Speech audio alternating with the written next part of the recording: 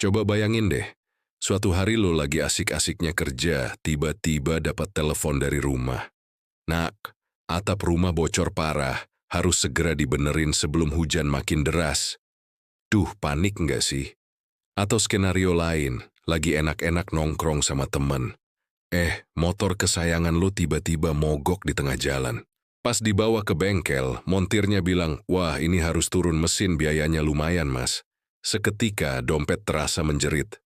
Situasi-situasi kayak gitu tuh yang namanya darurat.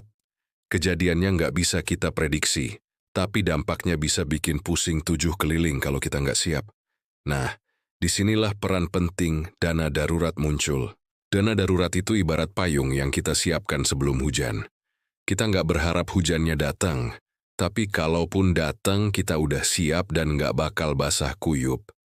Banyak yang mikir, nanti aja deh nabungnya, kan ada kartu kredit atau bisa pinjam dulu. Jangan salah. Ngutang buat kebutuhan darurat itu kayak gali lubang tutup lubang. Masalah yang satu belum selesai. Udah muncul masalah baru, yaitu cicilan plus bunganya.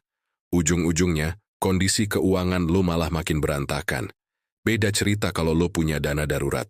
Ada masalah, tinggal pakai dana itu. Beres. Nggak perlu pusing mikirin utang baru.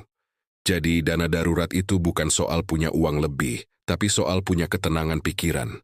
Lo jadi lebih siap menghadapi berbagai kejutan tak terduga dalam hidup.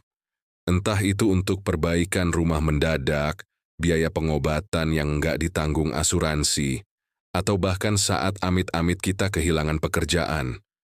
Dengan dana darurat, lo punya waktu dan ruang untuk bernapas, mencari solusi tanpa harus panik dan mengambil keputusan yang gegabah.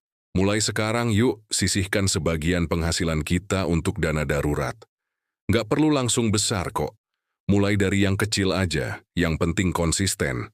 Anggap aja ini investasi untuk masa depan yang lebih tenang dan aman. Percaya deh, punya dana darurat itu rasanya lega banget. Terima kasih sudah nonton sampai habis. Kalau kalian suka konten seperti ini, jangan lupa like, komen, dan subscribe ya.